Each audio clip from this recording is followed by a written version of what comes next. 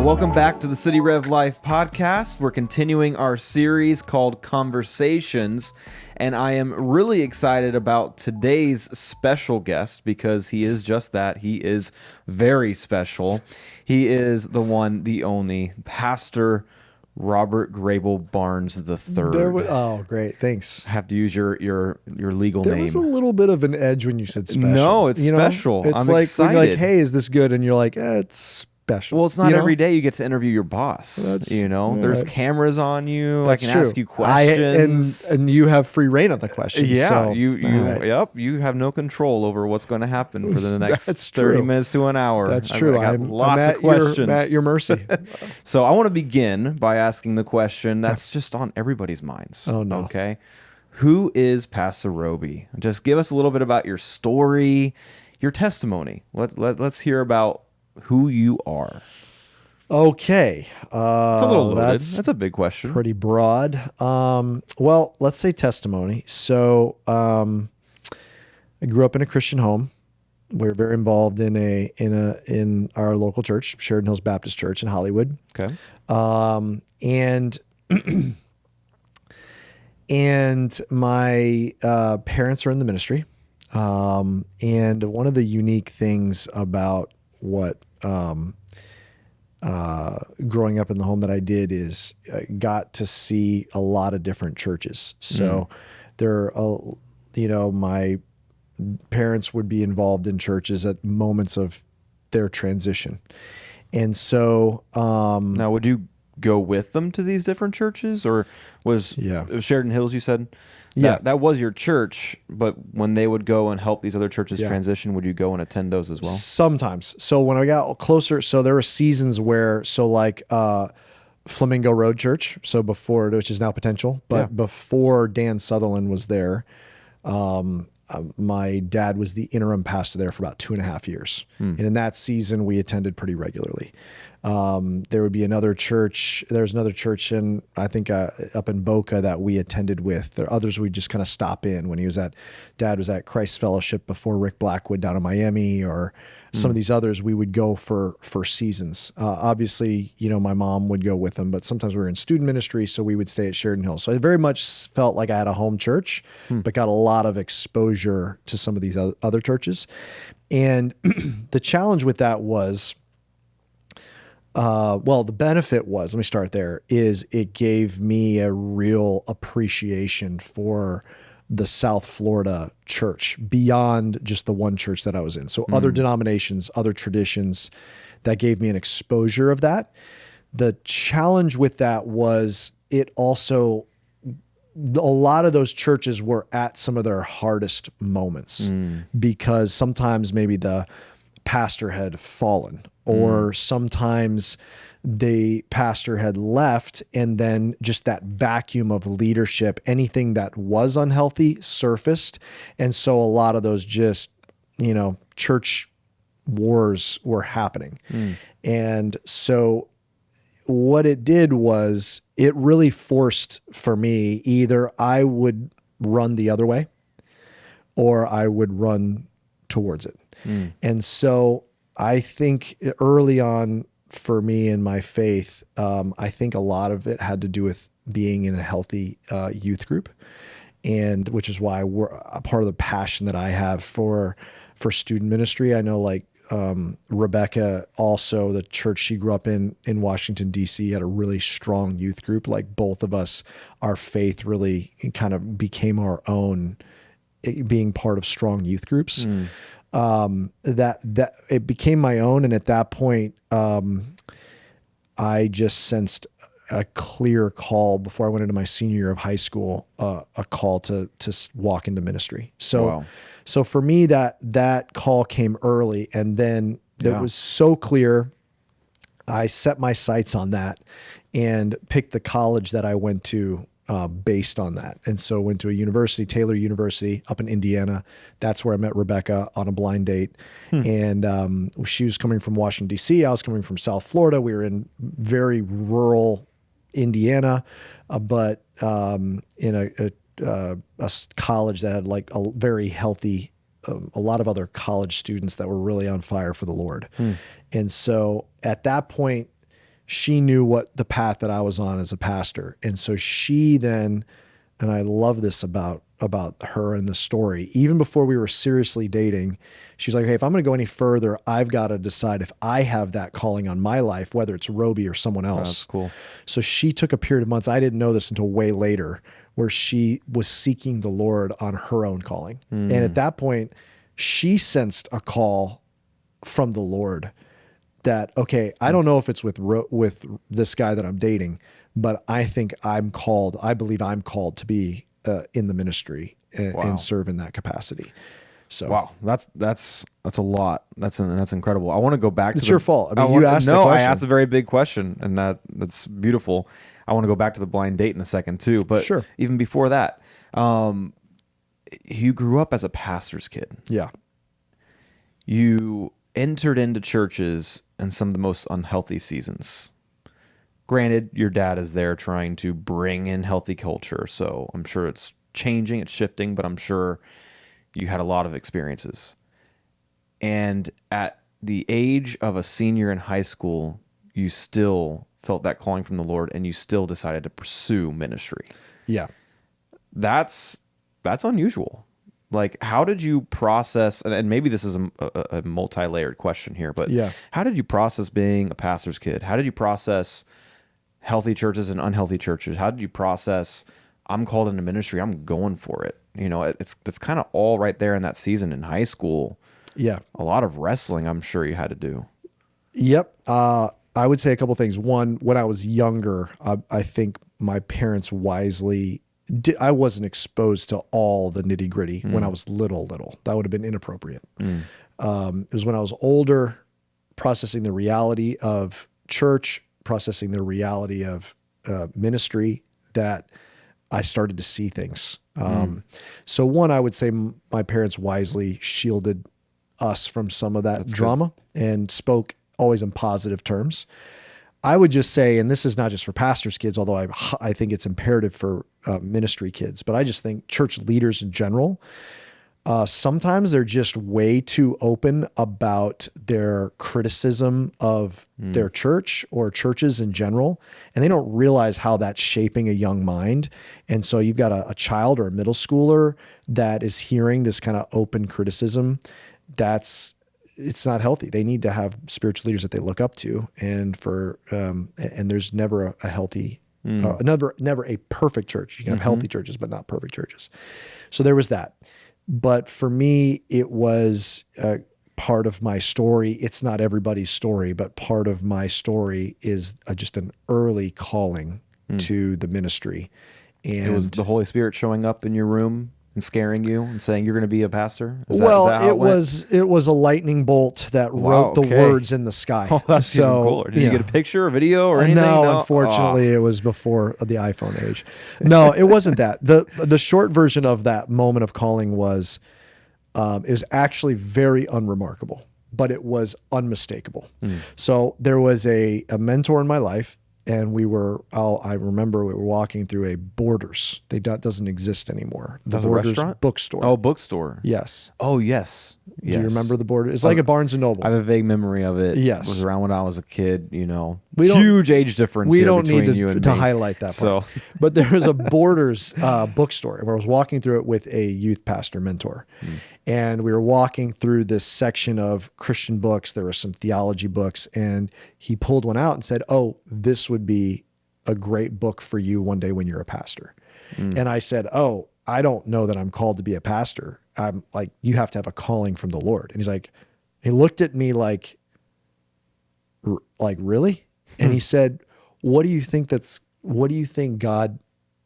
looks like for God to tell you that? And I'm like, I don't know, but it's like big, like what you're saying. It's like this written in the sky, the Holy Spirit, Gabriel shows up. I don't know, but it's going to be like, it's got to be something big. And he said, well, how about you just look at your life? And he just very simply, it's not coercive. He just said, but look at your life. Like, this is like what you care about. You care about sharing the gospel with people. You care about reading, you study the Bible, you care about leading Bible studies, you care about look at your life. And then he said, if anything, you should be looking for a sign that you shouldn't go into the ministry. And then I was like, huh. And I remember I drove home, and it was like God just as clear as a day. Like, that's you. Like what he spoke there, that's you. So then the confirmation came when I started to share with people in my life that had been mentors and shared in my life and said, hey, I think I'm called to be a pastor. And I was expecting this like, whoa, that's huge. Let's go out to dinner and celebrate. And wow, they were so proud. And they're all like, are you serious? Yeah. Like, how long is it taking? Yeah. Their response was so underwhelming that it was like a clear confirmation. So it was a simple moment. It was an unremarkable moment. It was not externally supernatural, but I can tell you internally, it was a very clear, unmistakable. I've never questioned from that moment. I remember where I was in the car driving home when that was that clear.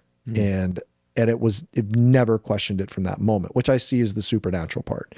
So that was that moment. And since then, from that point on, just was starting to pursue that. So you got to tell us about the blind date. So you met Rebecca on a blind date at college. Yes. So I've told the story before, but it's just one of those moments, Well, it's when you met Rebecca. I mean, this is a big one. It's history. So there's this couple that, she lived on Rebecca's floor in her dorm. The guy lived on my floor in my dorm. We both knew both of them, but not each other. And they were very seriously dating. They're upperclassmen. We were freshmen. They were very seriously dating. They're planning to get married. They'd already talked about that. They're like, not like engaged, but they're like right there. So they're like, hey, we think you two would be great for each other. How about we set you up on a blind date? And both Rebecca and I independently from each other were like, that sounds miserable. Like, I don't think I want to do that. And they're like, listen, here's what we'll do. We'll go with you on this blind date. So it'll be a double date. So it's like much lower key, less stress. We're there to kind of help break the ice. It won't be weird. And I don't know what possessed me and what possessed her, but for some reason we both agreed to this. So we go out on this date. Now, what you have to know about where we're located is very, very rural. So to go to anywhere good on a date, it's a 45-minute drive into Indianapolis to go to anything respectable for a date. And you don't have your own car. Don't have my own car. So they had to drive you. They had to drive. But it's a double date anyway, and that I didn't know that I wanted to sit in the car alone with a stranger anyway. For 45 minutes. So that was fine. Well, Rec and I are sitting in the back seat. They're in the front seat. Well, we're just like, so you're Rebecca. Tell me about where you're from. Oh, you're from Washington, D.C. So what's your major? Oh, you're a social work major. Okay, that's great. How about you? Well, I'm from South Florida. My name is Robey. So this is like the level of conversation we're having. In the front seat, this couple get into a terrible argument. They're fighting like very like awkwardly, where Rebecca and I are kind of like overhearing this fight. By the time we get to the restaurant, they're not on speaking terms anymore. So it could not have been more awkward. On the way home, after a very miserably awkward dinner, eventually on the way home, 45 minutes, there was literal crying happening between this couple in the front seat. They ended up breaking up. The marriage was off. That was the end. And I remember we both kind of went separately back to our dorms like, that was about the most awkward date I've ever been on. Yet, alas, Rebecca had caught my eye. And so I was like, you know what? I need to ask her out again. So I asked her out a second time. Without the other couple. The other couple was not invited on that next date. And we kind of casually dated the rest of our freshman year. And then, there was definite interest there. And then when we came back our sophomore year, that was it. I was done. The rest is history. She, captured me and captured my heart, and I was done. So what a beautiful love story. Yeah. So we dated the rest of college and got married after college. So you're at Taylor University. It's Taylor University, right? Taylor University. In Indiana. How do you end up in South Florida pastoring a church? Walk me through that. Because formerly West Pines Community Church. Yes. Now City Rev. How did that all come about? So Rebecca and I are at Taylor. We get engaged our senior year. we get married. At this point, we've been dating for 3 years. We get married basically the summer after we graduate, and we decide we're married. Our plan is to move to Louisville, Kentucky, where I'm going to start seminary and she's going to start her master's in social work at University of Louisville. So we moved to Louisville, and one summer, let me backtrack. One summer while in college, I'd come home to South Florida every summer. My youth pastor planted a church in West Pembroke Pines in 2001. So the summer of 2002, because I was interested in becoming maybe a church planter one day, I did an internship at that church plant. It was meeting in Chapel Trail Elementary, and I had a great experience. I would come home every summer or winter. That's where I would attend. I had a tiny job at Taylor and at college where I was like a referee. So I'd send like my tithe back to my home church in Pembroke Pines, which was like $25 for a month, but I would tithe and I'd send it back. And that church was West Pines Community Church. So I'd done an internship at West Pines Community Church, and Rebecca and I have moved to Louisville about 18 months later. We've been married 18 months, been going to school. That pastor was leaving was leaving the church. It was somewhat of a surprise.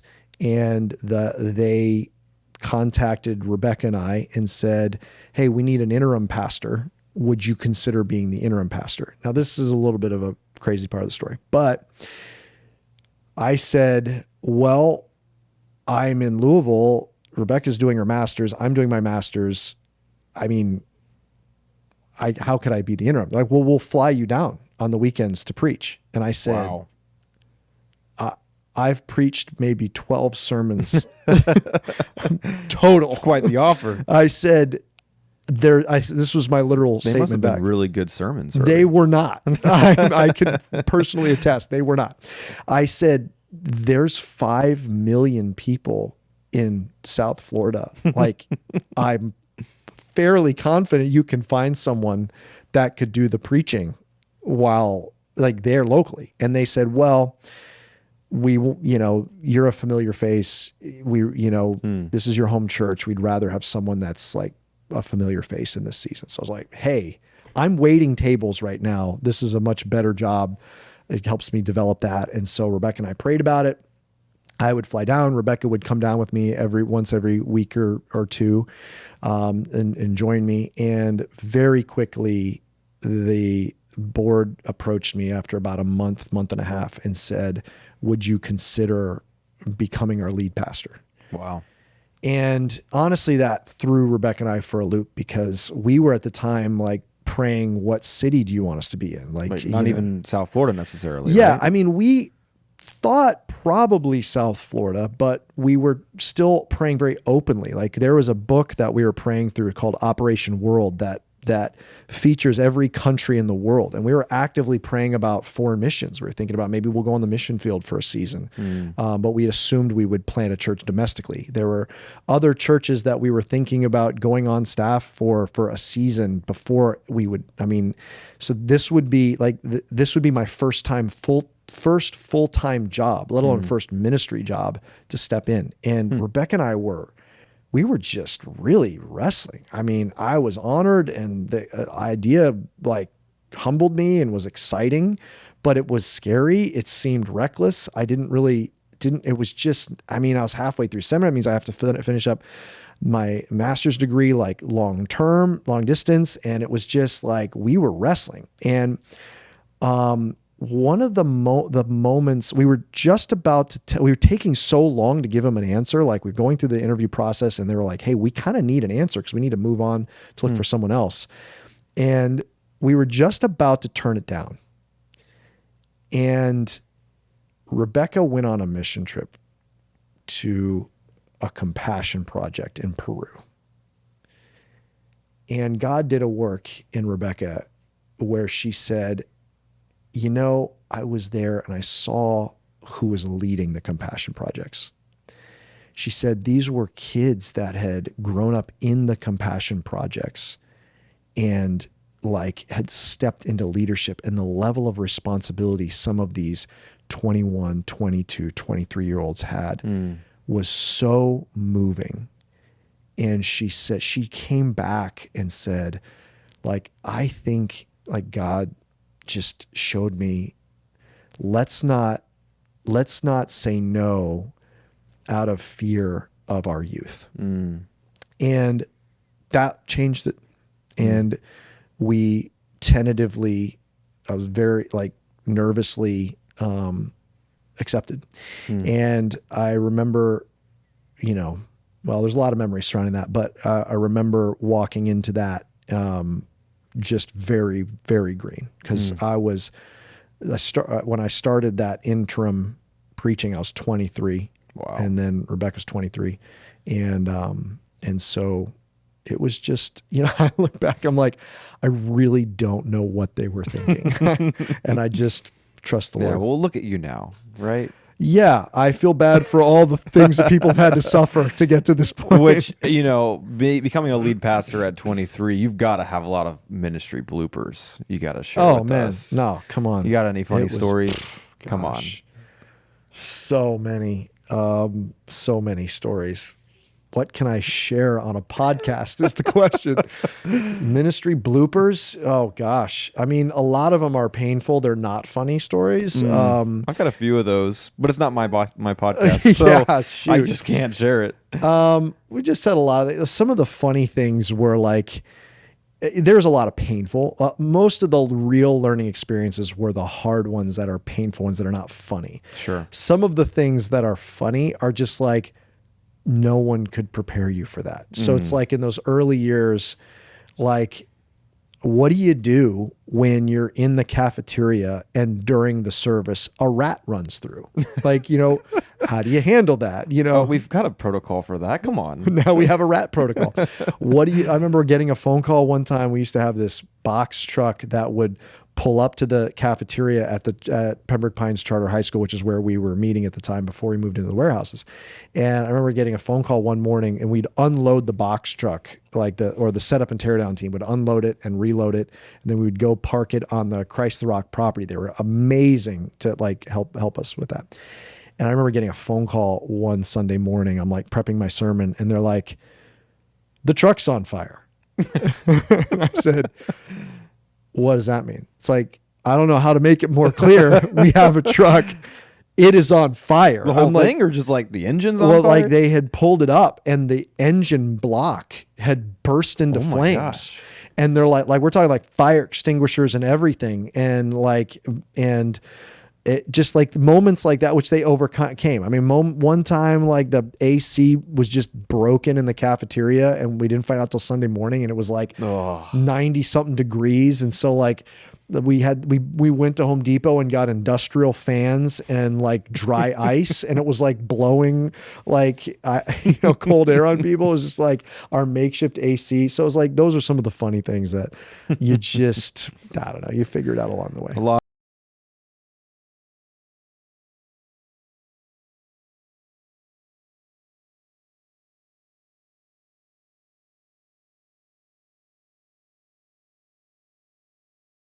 Them. But I remember John and I are in the garage of the office building, office unit, which was also in these same warehouses. And we're in the garage, we're getting stuff because we have our first baptism. And I just said to John, I said, hey, we're talking about baptism, and I know that we're going to be baptizing some people. I said, I've never baptized someone. So like, anything I need to know. Lead pastor of a church, and you've never baptized anyone. I'm like, well, the mechanics of like, how do you actually lower someone into the water? And he looks at me for a second. He's like, okay, well, that's where we're at. That's where we're at. Okay. This is the person I've signed up to follow to the, it's like, okay, well, you have them plug their nose. And then I like to put a hand behind their head, and then you hold onto their arm, and then and he's looking at me, and I'm must be giving him this look like, I'm not following. And he's like, okay, let me just show you. So then he says, grab your nose, and he's holding me, and then he's air baptizing me. Okay, you didn't get in the baptismal? No, we didn't. But he's air baptizing me in the garage. And after the end of that, we looked at each other and we just burst out laughing like, wow, we're struggling. This is where we're at. So there were moments like that were pretty funny. And, I'm sure if you ever do this with John Elswick, he'll have other stories that I'd prefer not get out, but he'd be more than happy to share. I would love to talk to him just specifically about you, actually. Yeah, I know we can get a lot out of him. He'd have a lot. Yeah. So what do you enjoy doing? You've been in ministry pretty much your whole life, right? You started out as a lead pastor at an early age. You've been a lead pastor for what, 20 years now? 19 and a half. That's impressive. I admire that about you, because being a lead pastor is not easy. It's a hard job, and you've been doing it well for a long time. Wow. But praise God. What are some hobbies? Like, what do you do for fun? What do you enjoy? I have never been great about hobbies. I wish I could say I love woodworking. I make my own furniture, and I like to go to the national parks and a lonely river and, fly fish. Like, I don't really have a lot of hobbies.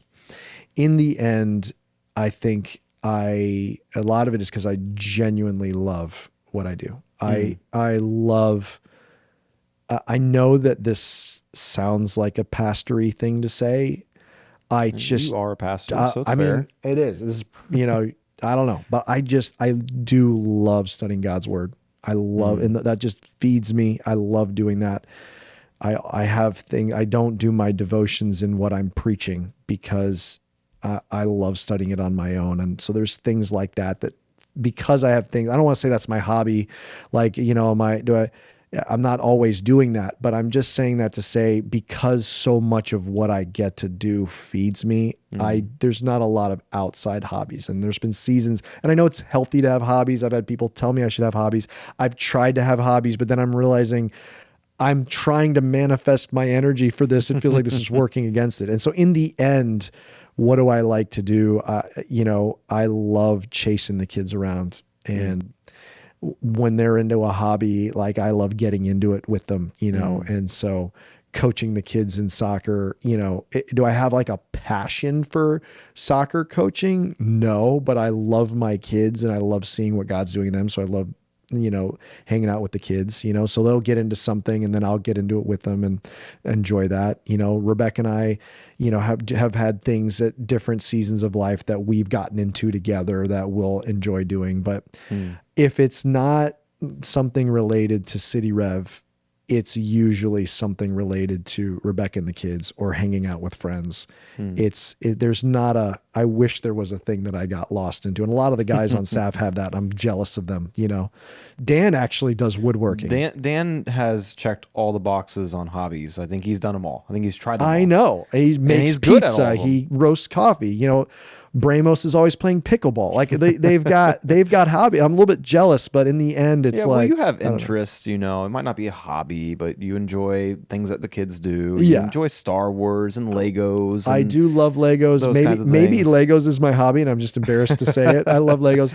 I'm waiting for my girls to get old enough so that way I can buy them Legos. Yeah, them Legos. It's like I can't justify buying myself Legos, really. They're pricey. What am I going to do with it? But once the kids are old enough, there's like a little bit of like a shame in buying yourself Legos, but when you can buy it for your kids, so right. I don't think they can be too young, Josh. But I also love following sports, so I follow the Dolphins and follow, obviously, as everybody knows, but I follow the Florida sports teams. I love watching sports and Inter Miami and the Heat and the Panthers and But I love your passion for City Rev. I love your passion for the Bible.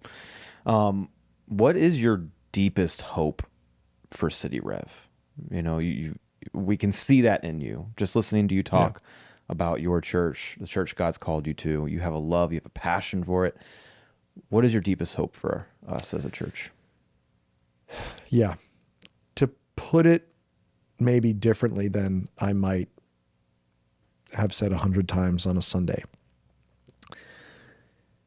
I think I'm getting more aware like here that one day this generation of City Rev will be passing it off. And so one of the things I'm getting more increasingly aware of is it's not just what are we going to do, but what's the sustained calling for City Rev? Mm-hmm. And so the vision is ultimately not for City Rev. It's for the city.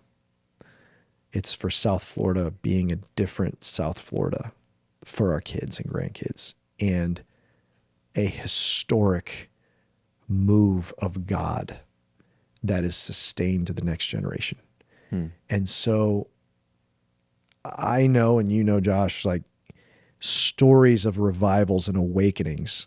I know a lot of stories of white hot worship for a few days, a few weeks, a few months. I know a lot of stories about that.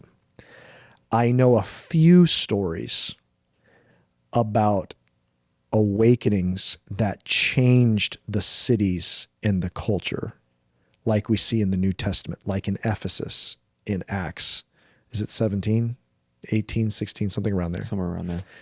Ephesus, like the culture shifted, the economy shifted, the grip of evil and the strongholds had come down, and the fabric of the city was changed. I know a few stories of that in history where the actual culture was changed. So God has done it. But I haven't really found a story of a move of God that was so powerful that it wasn't just a few weeks of white hot worship. It wasn't just a culture shift in the city.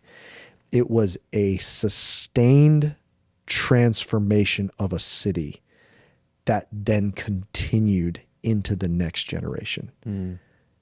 That's something that would be history altering. And what I would love to be a part of is to see a move like that God could do in our city that we then pass on. Because if it can be done in South Florida, then the sparks of that could go all over in South America and the Caribbean. It could flow up through into our country. Like South Florida, it has a hold on the culture that few cities do.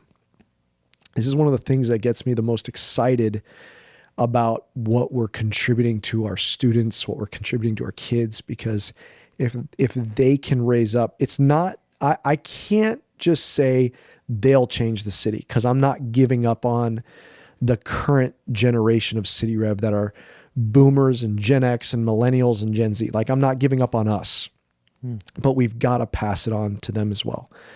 So my hope for City Rev is that we can't do it on our own. We're not going to do it just as one church. Like, there's no way we can do that. That's why Church United is so important, that we're linking arms to do that together. But I do feel like City Rev is called to help lead the way with some of the other churches. And I think that City Rev has been given a vision to steward, not just for City Rev, but we're stewarding a vision and communicating and heralding a vision for the South Florida church. That it's calling us to more than, it's not just about our church. It's not just about City Rev. It's not just about what City Rev is becoming. It's not just about what City Rev, the organization. It's not about the City Rev brand.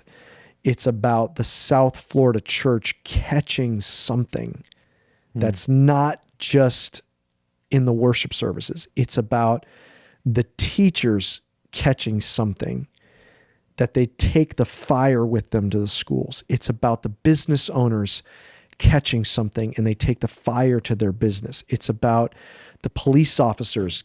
It's about the graphic designers. It's about the middle managers. It's about that are taking it. It's about young leaders that are willing to go into local politics. It's about the people that are willing to step into their HOA and shift the culture, not because they want the community lawn to be manicured in a certain way, but because they can actually have a vision for how the kingdom of God could take expression in their homes. And so the idea is, like, what if City Rev could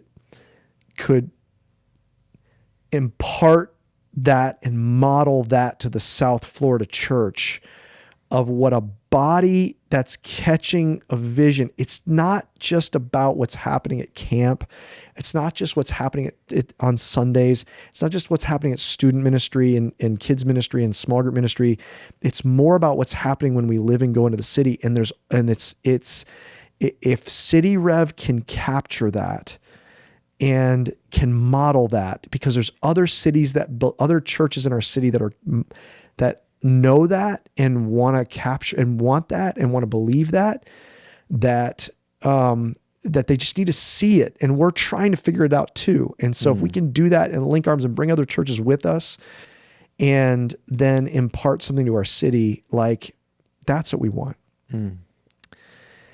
So I guess, like, what Rebecca and I want to be a part of is, and what I want to be a part of, what I want my kids to see is, I just want the real thing.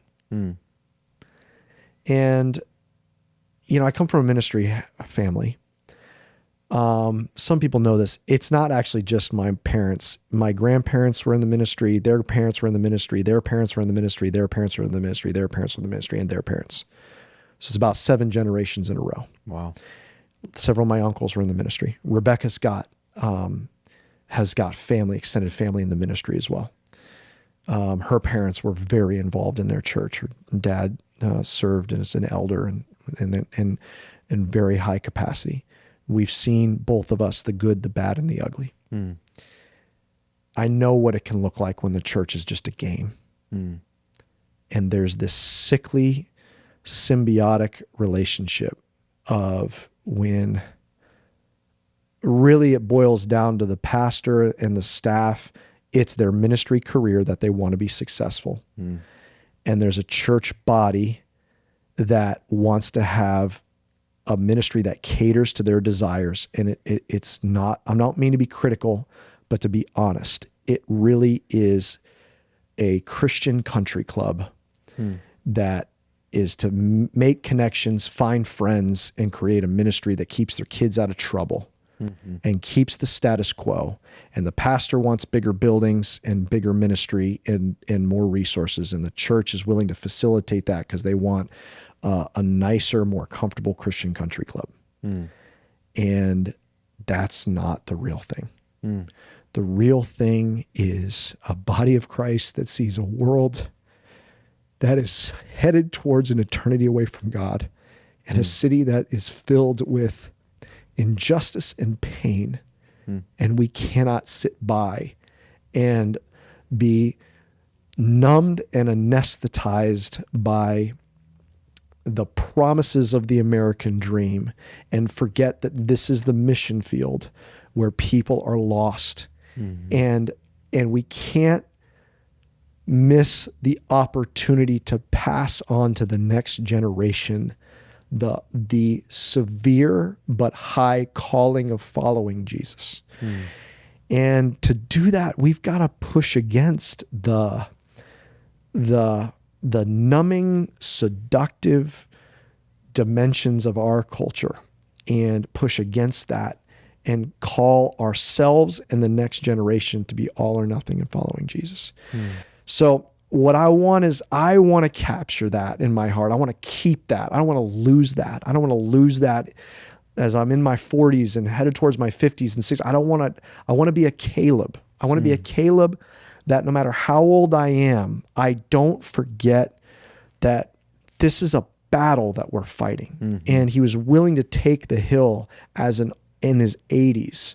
And I don't want to get comfortable, and I don't want City Rev to get comfortable. I want the next generation to know what this is. Paul said to Timothy, we're fighting the good fight. That's what we're doing. We're fighting for souls, and we're fighting for the kingdom of God. And I just want us to capture that and move into that. Well, that's beautiful, Robey. Thank you for sharing. I'm trying to not get emotional. I'm watching you get emotional. Yeah. I admire that passion you have, and I know our entire church does, and we see it every Sunday that you're preaching. And what I so appreciate about the calling and the vision God's placed on your life, and now City Rev as a church, is that it's not about us. It doesn't end with us. It's about Jesus. It's about reaching the city. It's about reaching the lost. And thank you for leading the way that you do. Amen. You said this is something that you want to do into your 50s and 60s and 70s, and to not lose sight of that, to maintain that heart, to maintain that passion. You've been doing it for 20 years, like we just said. How do you stay strong? How do you stay healthy? How do you keep that passion, that fire burning within? How do you not grow weary? How do you stay strong? Well, I think part of it is you can't do it alone. So, it's honestly the blessing of, I heard a pastor say, like, all I want to do at this point is serve the Lord with people that I love. So it's never lost on Rebecca and I, just the joy of getting to do this with you and Melanie and the other pastors and their wives and other ministry staff and spouses, and just like getting to do this together and getting to do this, so many incredible leaders. Like, I just genuinely, we both feel so just honored at the church that we get to serve alongside with. I mean, just so many incredible leaders that are on board, and we see the fire in their heart. And when you see the fire and that calling in other people around you, you can keep going.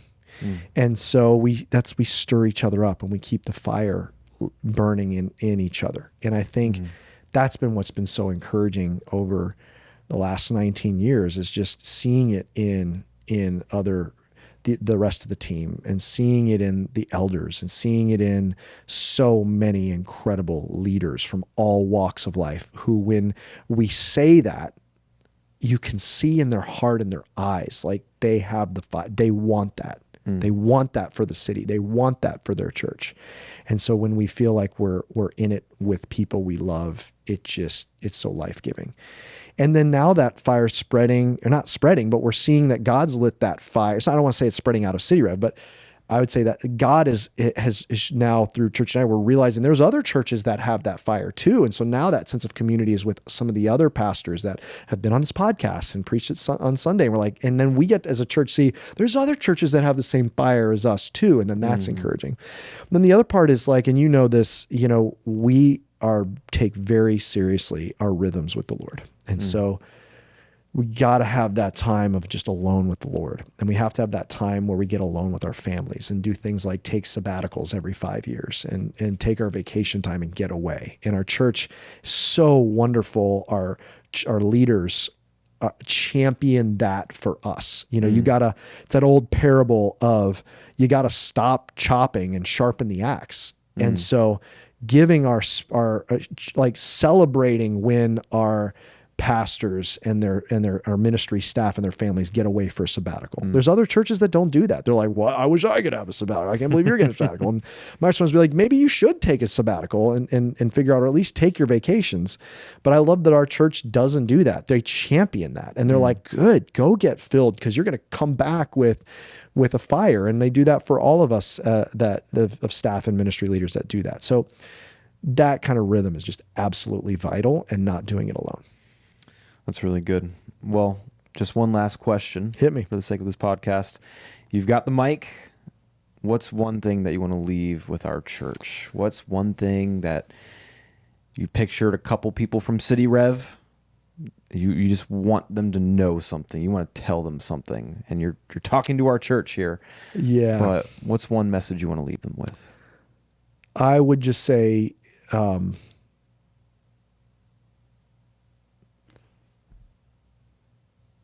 summon the hope. Ask the Lord for the hope to believe what he could do in our city. And just fan that flame, because that has implications on, like, and you're a part of it. It has implications on what you're doing. Like, maybe you're listening to this podcast on your way to work, or while you're at the gym, or like, he wants to change the city through us, but it's not through Josh and me and the other pastors, and it's not through City Rev. Like, it's through all of us. It's like, there's more city changing happening when I'm out coaching a soccer team than when I'm like here in a staff meeting. It's like, and that's what we all do. It's the interactions with your neighbor and at work. Like, you are the city changer. It's happening through you. So not only believe what he wants to do through you, but believe what he wants to do in our city. And let's just keep hoping that we're going to see that kind of historic work together. That's good. Well, thank you, Pastor Robey, for being here with us. And this has been another episode of the City Rev Live podcast. Be sure to tune in next week where we'll be kicking off a brand new series. See you guys then. Thank you so much for listening to the City Rev Life podcast. Feel free to subscribe and leave a rate and review. We love it when you share it with your friends on social media, so don't forget to tag us at cityrev.church. If you're interested in more resources, download our City Rev Church app and follow us on social media. Have a great day.